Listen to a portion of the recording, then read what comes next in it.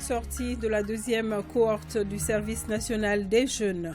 Après 6 mois de formation, les 700 nouvelles recrues ont été présentées au drapeau. La cérémonie était présidée hier par le colonel Assimi Goïta, président de la transition. Du football, il en sera question dans cette édition. Il s'agit de la Coupe ORTM édition 2022. Cette année, 2 nouvelles communes, Bougouni et Kati, prendront part au tournoi. C'est du 4 juin au 22 septembre prochain. Vendredi 1er avril 2022, bonjour, bienvenue dans ce journal. Sortie hier de la deuxième cohorte du service national des jeunes. Après 6 mois de formation, les nouvelles recrues ont été présentées au drapeau. Ils sont 700 jeunes désormais actifs avec la maîtrise du fonctionnement de l'armée et l'esprit de servir la nation avec dévouement. C'était à la place d'armes du génie militaire. La cérémonie était présidée par le chef de l'État, chef suprême des armées, colonel Assimi Goïta, Sirabachili.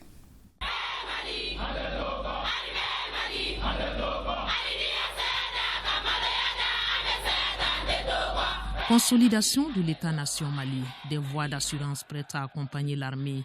Et pour concrétiser cet engagement pour le Mali, le président de la transition, chef suprême des armées, arrive à la place d'armes du génie militaire.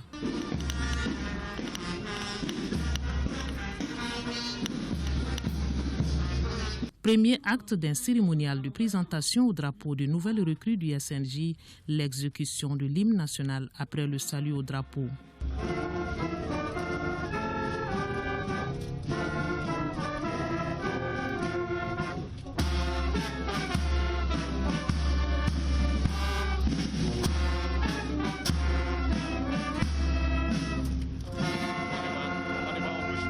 Le colonel Assimi Goïta revoit les troupes rendant les hommages avec en tête la fanfare nationale et d'autres sections comme celle de la gendarmerie, du génie militaire et de la garde nationale. Le chef de l'État installé, l'assistance a eu droit à des éclairages sur la deuxième cohorte 2021 du SNJ.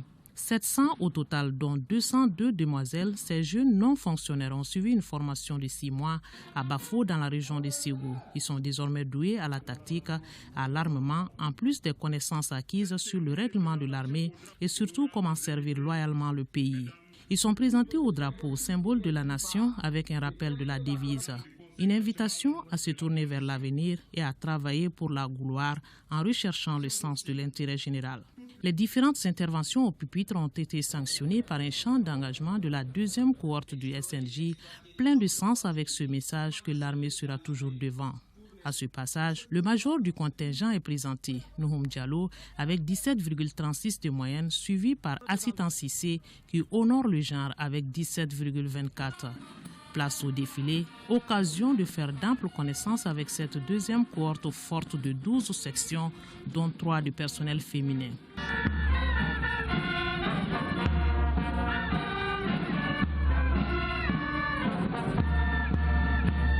Le Mali renoue donc avec le service national des jeunes qui est d'une nécessité notoire, surtout dans le contexte actuel. Nous attendons inculquer l'esprit du patriotisme, l'esprit du civisme, le sens de nos valeurs et surtout la défense de la patrie. Et désormais, ces recrues du service national des jeunes et constituant la réserve mobilisable pourrait servir de croix de transmission entre l'État et la population dans le cadre de la collaboration avec les forces armées de défense et de sécurité. Et le président de la transition d'attirer l'attention sur la mesure de l'État de faire désormais de la formation au service national des jeunes une obligation pour les travailleurs et ceux qui s'y préparent, notamment dans leur cursus. Désormais, tous ceux qui seront retenus pour la fonction publique passeront par ce processus avant de rejoindre leur lieu de déploiement dans le cadre de l'administration. Aussi, le gouvernement est en train de travailler sur la création de la réserve opérationnelle concernant la défense opérationnelle du territoire. Et cette réserve sera rattachée au ministère de la Défense pour des besoins de déploiement sur le théâtre des opérations en cas de nécessité. Comme vous le savez aujourd'hui, la priorité des priorités, c'est la sécurité. Le message que j'ai à leur endroit, c'est le message du patriotisme. On ne peut pas parler d'État sans la défense du territoire. Et cela engage tous les Maliens à persévérer dans ce sens. Tout en souhaitant bon courage et bonne chance pour ces nouvelles recrues. Qu'Allah le Tout-Puissant protège le Mali et bénisse les Maliens. Il faut le rappeler, le SNJ offre une formation professionnelle visant à renforcer chez les jeunes leur employabilité et leur insertion dans le tissu socio-professionnel. L'objectif étant de faire d'eux des acteurs socio-économiques qui contribueront efficacement à l'émergence du Mali.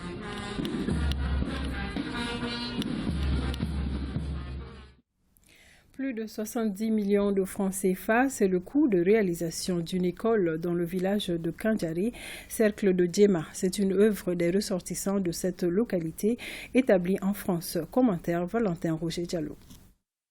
Le don d'une valeur de plusieurs millions de francs CFA est composé de 150 tonnes de riz, 43 tonnes de sucre, 25 tonnes de maïs, 100 bidons d'huile et 500 nattes pour les mosquées des camps. Il est un soutien moral pour les orphelins et veuves de militaires tombés au combat. Le don est du ministère de la Défense et des anciens combattants, de l'artiste chanteur Abdoulaye Diabaté et d'autres partenaires. Cette gratification sans mesure allégira les charges de plusieurs familles, surtout en cette période difficile au seuil du mois de Ramadan. Le directeur du service social des armées donne l'assurance que bon usage sera fait de ce don.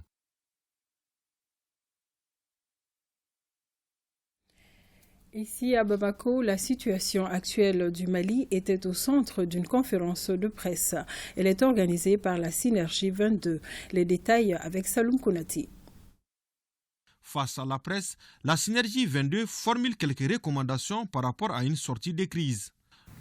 La Synergie 22 recommande aux autorités de la transition qu'un dialogue fécond et soutenu soit réalisé avec les acteurs politiques. Cet espace d'échange entre les membres de la Synergie et les hommes de médias est aussi l'occasion de rendre hommage à tous ceux qui se sont engagés pour un Mali nouveau. Rappelons que la Synergie 22 comprend plusieurs regroupements et associations, à savoir la JICAD, Doniblog, Tundi et l'Observatoire pour les élections. La jeune chambre universitaire de Kati a initié une compétition interscolaire.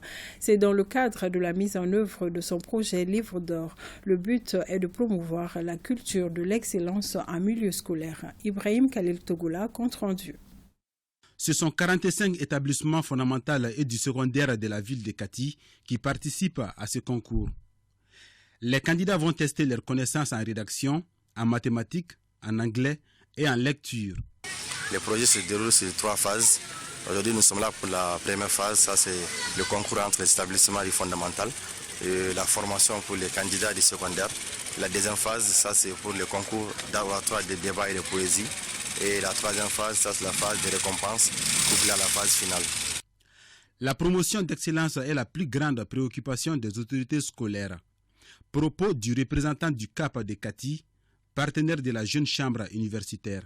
Le CAP est là pour accompagner la Jeune Chambre chaque année en les aidant à choisir les sujets, les aidant à le bon déroulement du concours qu'on appelle Livre d'or chaque année et à la correction et même à la proclamation des résultats. Le directeur du Britannique militaire de Kati, parrain du concours, promet de s'impliquer personnellement pour sa réussite. Nous sommes dans un monde de compétition. Et pour préparer la compétition, il faut être excellent. Et pour être excellent, il faut compétir, il faut travailler. La présente édition du concours d'excellence de la Jeune Chambre universitaire de Kati, ainsi lancée, va durer quelques mois. Dans la Venise malienne, un nouveau regroupement de soutien à la transition est mis en place. La paix, la cohésion sociale et le vivre ensemble sont les orientations prioritaires du mouvement. Lancé à Mopti, Daouda Diakité, Suleiman Tepsuki. Le mouvement Uni pour le renouveau qui vient d'être officiellement lancé compte plus de 4000 jeunes. Il se veut un regroupement engagé pour le soutien des actions de la transition, entre autres, la refondation du Mali, la lutte contre la corruption, la sécurité et le renforcement de la citoyenneté de la jeunesse pour le développement du Mali. Nous sommes face à des pressions énormes. Seule l'union sacrée autour de notre pays pourra nous faire sortir de l'ornière aujourd'hui. La position du mouvement, c'est un appel à tous les Maliens d'être unis derrière les autorités qui sont sur place. Le cadre a permis aux responsables de décliner les orientations du mouvement pour la consolidation de la paix, la cohésion sociale et le vivre ensemble. Nous, jeunes du Mali, avons un objectif en commun, un destin commun qui est le Mali, qui est plongé dans une crise multidimensionnelle depuis fort longtemps de cela. Nous avons voulu mettre un mouvement sur place qui va un peu restaurer l'image de notre pays pour promouvoir la paix et la réconciliation nationale, renforcer la cohésion sociale. C'est ça l'objectif principal du mouvement Unis pour le Renouveau. La cérémonie de lancement du mouvement Unis pour le Renouveau a été agrémentée par des prestations musicales et des sketchs de sensibilisation sur la paix et le vivre ensemble. À Kidal, l'Association des travailleurs pour la recherche de l'emploi et la protection des droits des employés vient de lancer ses activités. C'est une initiative des jeunes de la région. Reportage Sidi El-Medi, Aga Al-Baka.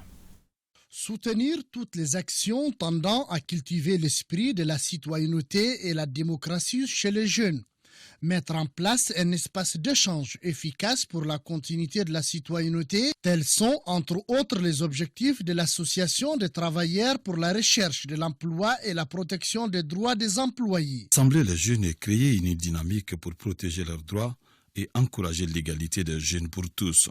Ce projet qui permettra d'organiser le jeune en synergie avec d'autres organisations et porter leur voix au niveau de toutes les instances de prise de décision semble réjouir les autorités régionales de Kidal. Les objectifs sont vraiment des objectifs, je dirais, nobles et il nous sied vraiment de l'accompagner puisque ces objectifs rentrent dans le cadre de l'emploi des jeunes. Comme on sait tous que vraiment l'emploi des jeunes pose une problématique vraiment à laquelle il faut vraiment des solutions parce que plus les jeunes travaillent, plus il y a plus de sécurité et plus de familles qui peuvent vraiment subvenir à leurs besoins. La vision de cette nouvelle association demeure une nation prospère où les jeunes s'investissent pour la paix et l'égalité pour tous. Retour à Bamako, le musée national a vibré au rythme du festival des écoles amies des droits humains. Durant 2 jours, les festivaliers ont appris plusieurs contours et contenus des droits humains, nous dit Mariam Koulibaly. Le festival des écoles amies des droits humains est une initiative de Amnesty International. Son objectif est de permettre à la jeunesse de se familiariser avec les droits humains. Ce festival, c'est un lieu de partage des différentes écoles amies des droits humains. Nous avons une 50aine dans le cadre de ce projet.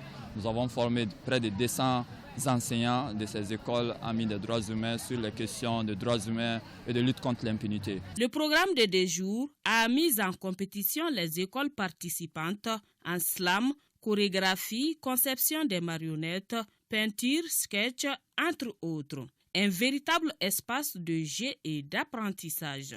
Les droits humains, ça doit être un sujet qui doit être tout le temps rappelé. Et certes, on a des devoirs. Et que cela soit rappelé suffisamment, les deux vont ensemble. C'est bien, c'est une bonne chose. En plus, on s'amuse. Les enfants jouent, et puis on parle des sujets qui interpellent, mais de manière ludique, c'est bien. J'aime bien ce qu'il fait, le théâtre, les chansons, les chorégraphies, j'aime. Les festivités ont pris fin par la remise des trophées aux écoles qui se sont distinguées dans les différentes disciplines.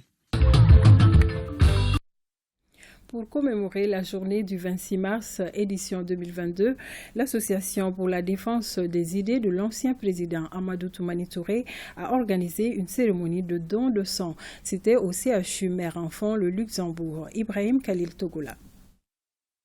Ce samedi matin, ce sont 85 poches de sang qui ont été collectées par l'Association pour la défense des idées du président ATT. Une manière pour l'association de commémorer la journée du 26 mars. C'est une spécialiste de santé qui a été choisie pour parrainer cette collecte de sang. Après avoir remercié les jeunes, la marraine a souligné 2 points importants sur le don du sang. La première raison du point de vue statistique, la probabilité pour chacun d'entre nous au cours de la vie de recevoir du sang est de 70%. C'est pour cela qu'on dit même que donner du sang, c'est sauver d'abord sa propre vie. Et deuxième, à l'accouchement, les maladies, les complications obstétricales et gynécologiques. Et l'importance du sang est vitale. Cette action humanitaire des amis du président ATT a aussi été appréciée par la direction de l'hôpital Le Luxembourg. Du coup, des cartes de donneurs volontaires de sang ont été établies au nom de chaque participant. Et football pour terminer, la Coupe ORTM édition 2022 a été lancée hier. C'était à la faveur d'une conférence de presse ici à l'ORTM. Cette année, 2 nouvelles communes, Bougouni et Kati, prendront part à la compétition prévue du 4 juin au 22 septembre prochain. On en sait plus avec Famoulou Djourti.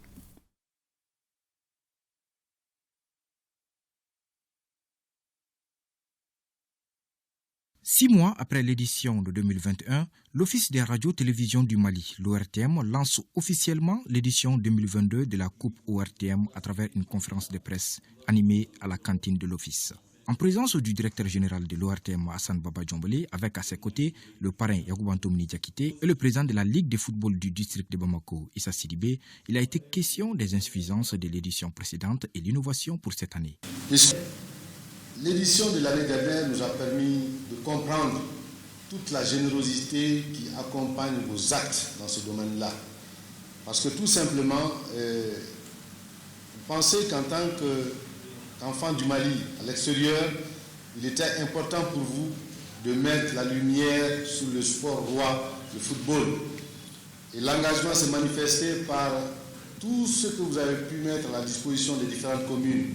Je vais commencer par les maillots, les ballons, les équipements, tout ce qu'il y a comme équipement nécessaire pour une bonne compétition. Vous l'avez fait du fond du cœur sans tenir compte vraiment des coûts y afférents. C'est le lieu pour moi vraiment de vous remercier pour cette générosité extraordinaire. Merci encore une fois, monsieur le parrain. Le parrain réitère sa confiance à l'ORTM et donne l'assurance de son accompagnement sans faille pour la réussite du tournoi. Selon le DG de l'ORTM, les objectifs de la Coupe ORTM restent les mêmes. Occuper les jeunes pendant les vacances scolaires, mais aussi permettre à d'autres talents de se révéler.